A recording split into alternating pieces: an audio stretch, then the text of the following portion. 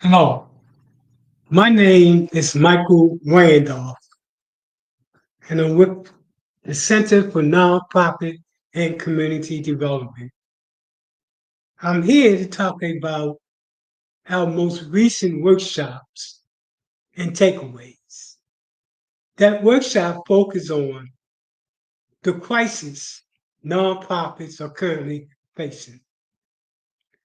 This workshop brought together participants from over 35 states, each bringing a unique perspectives and ideas to address critical issues like healthcare, affordable housing, and environmental changes, and others.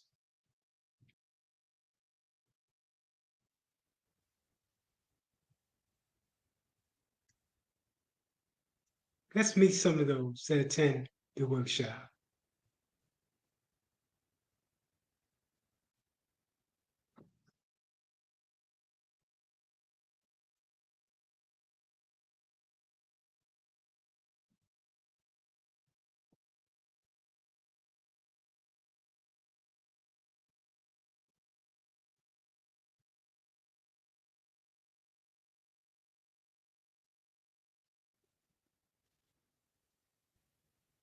Recent federal budget cuts and policy shifts have left many nonprofits struggling to stay afloat.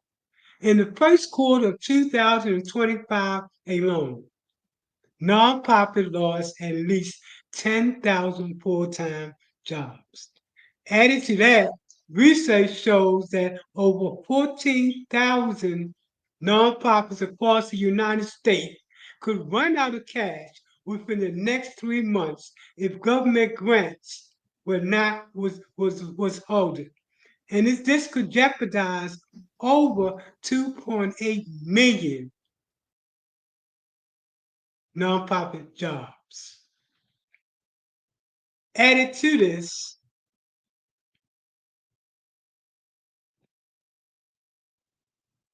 the Trump administration government downsizing has resulted in 283,000 federal jobs cut in the first 4 months of 2025 alone. 216,000 plus positions were eliminated in March alone. At no time in recent history have nonprofits across the board faced the crisis that they are facing now. This workshop focused on the crisis and solutions to the crisis. The next part of this discussion is going to be from those nonprofits, takeaways, as well as requests for advice on what's facing them as a nonprofit.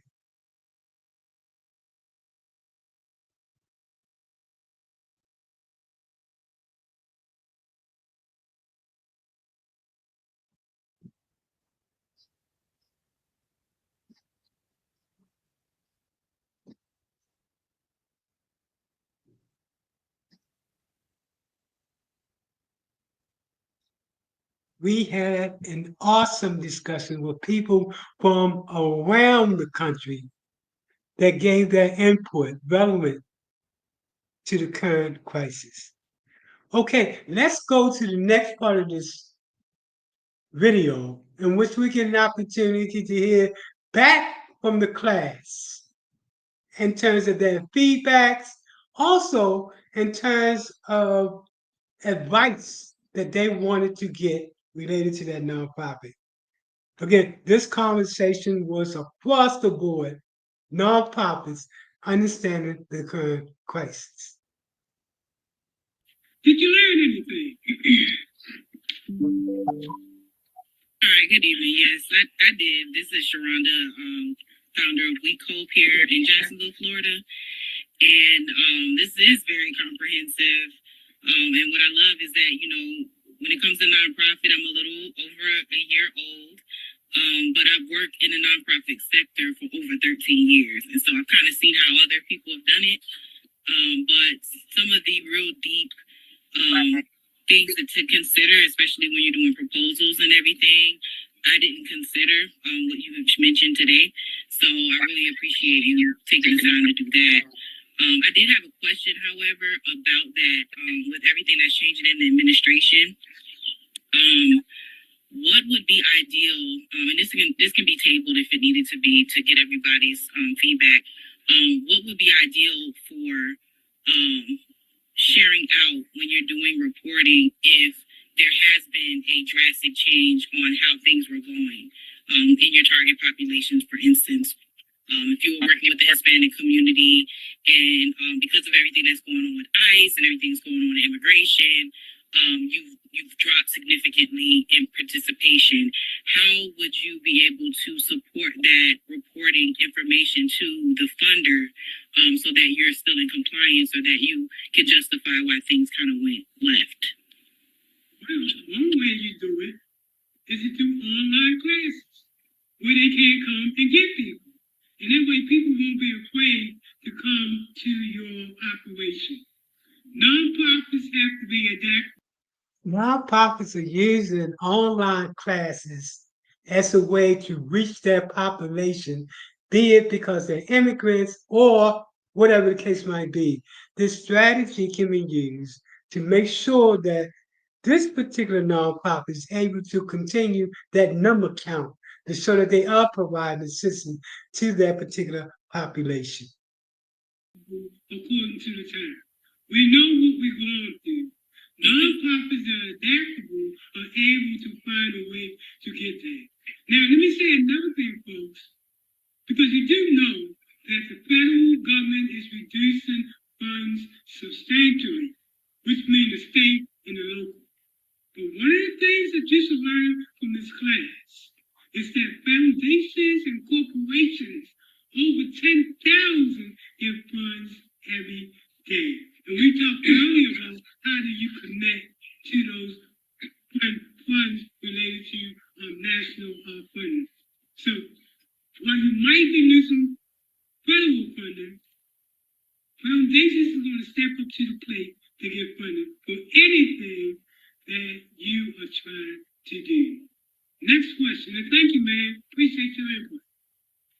So can you go over again the foundations and corporations, or where we might be able to find the information that has foundations and corporations that give to nonprofits? In progress. Now, I'm literally at work with organizations all over the United States.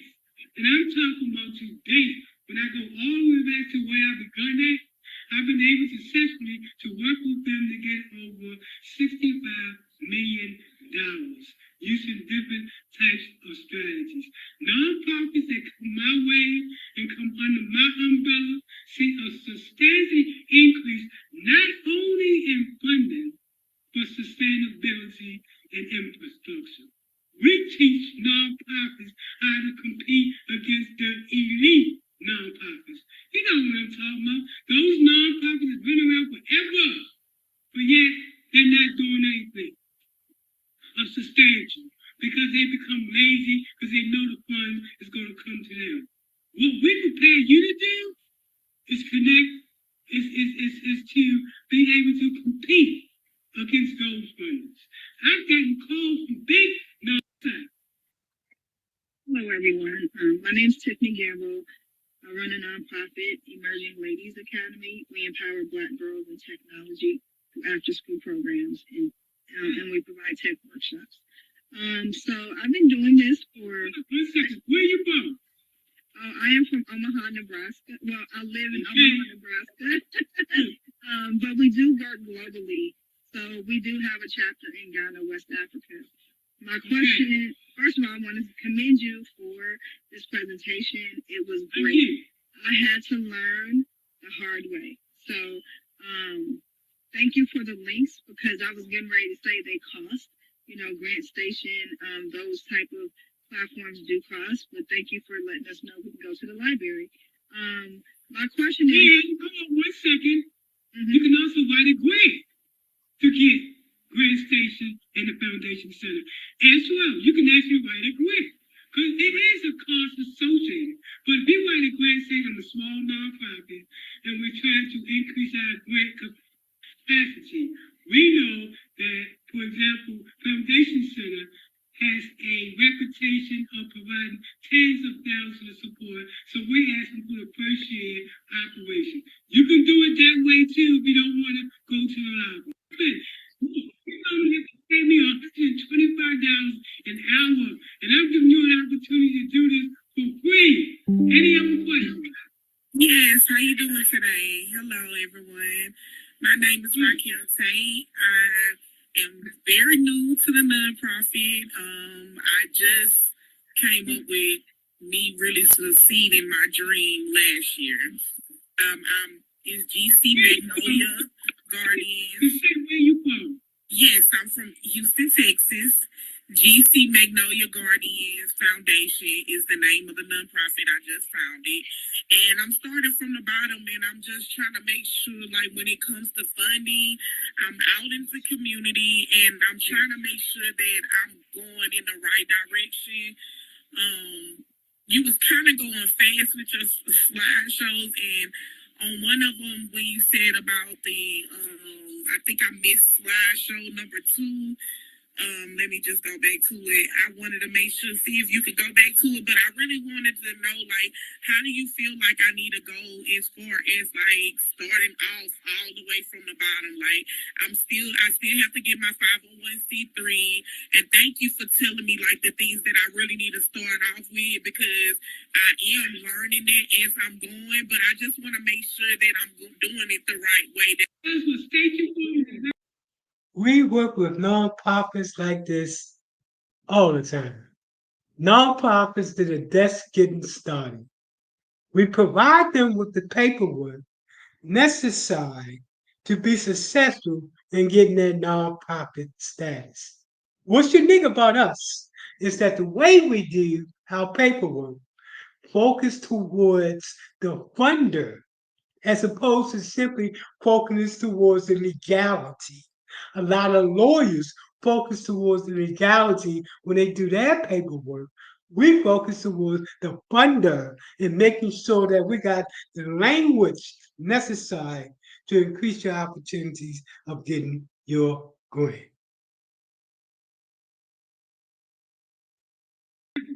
Your organization, because again, this is going to be going live, and you're going to have funders that's going to be interested in giving some money out. Even before you get started, go on up there, sell your nonprofit. This is called Marketing 101.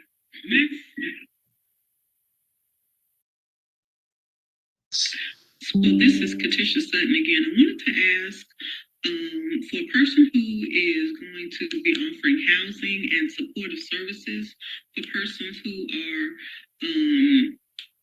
going to be going into income assisted housing, where might you start there with that market? I have a question. I'm sorry. So my nonprofit is about so my nonprofit is about children that has been sexual abused, raped, molested, sex trafficking and stuff like that. So I'm working on giving them lifelong skills that'll help them forever. So I was just wondering, like, where do you feel like I need to like start as far as like events and foundations? Like, how do you feel like, and do you feel like I need to go to the government and get them to help me fund, like, not the government, but like the state, the city, or something like that? Do you feel like I need to like go through them? 35 years. All of my experience has been in the nonprofit sector. As a matter of fact, the reason why I started the Center for Nonprofit environment because I understood that there's a lot of nonprofits out there that want to do good, but the training necessary for them to do that has only been given to those individuals that's part of the elite that's been around forever. This all changing with this initiative here. Anything else, folks, before we roll up? We'll do this class right here. A lot of them couldn't stay. As you can see, you're the soldiers. They came in and came in and say too much. But I told them, I said, this is going to be an intense workshop. We had over 37, 38 people from 38 different states that attended this workshop. It was truly a national conversation on how to prepare for the future using a new school next generation approach that looked at comprehensive and holistic strategies for fundraising, including using artificial intelligence.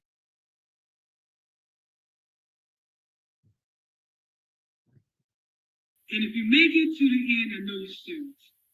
That being said, I have been up all day. I want to try to, get in there because I got classes that are going to be going on tomorrow and Saturday.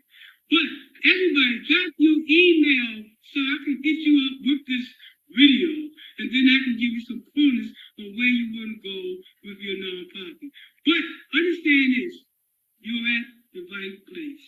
We are a one-stop center that deals with starting your nonprofit to get you to grow once you get that nonprofit started. And especially working with you and getting a nonprofit business started so you can bring in earned income. Because if you only depend on rents, again, you see what's happening now with the reduction in federal dollars.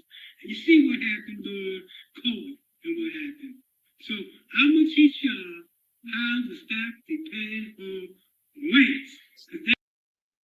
We were so excited to engage with so many people.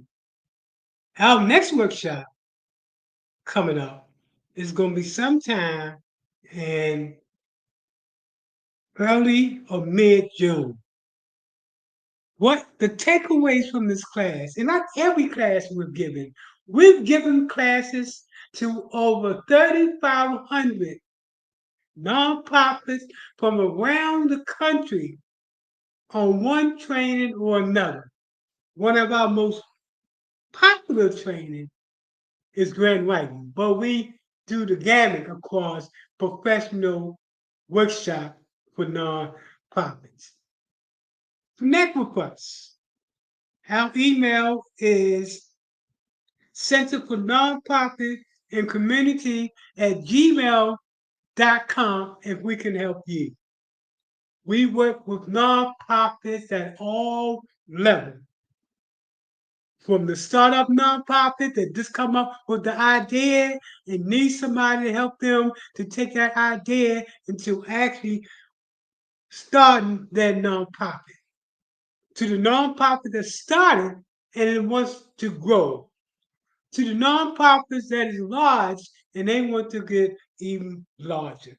We provide training across the board. I hope you have enjoyed these takeaways. Again, I have had conversations with people from around the country. This workshop here, we had 102 people to sign up, and unfortunately, only 37 to 38 was able to get in. That next workshop, we're going to expand on the number of people that can attend class. This was truly, and the people will tell you they're attending this class, as has been the case with all our class. They left away with insight, strategies, and approaches. The one key they understood was that grants should not be your only source of income. And artificial intelligence can make or break you as a nonprofit in this new world. Thank you.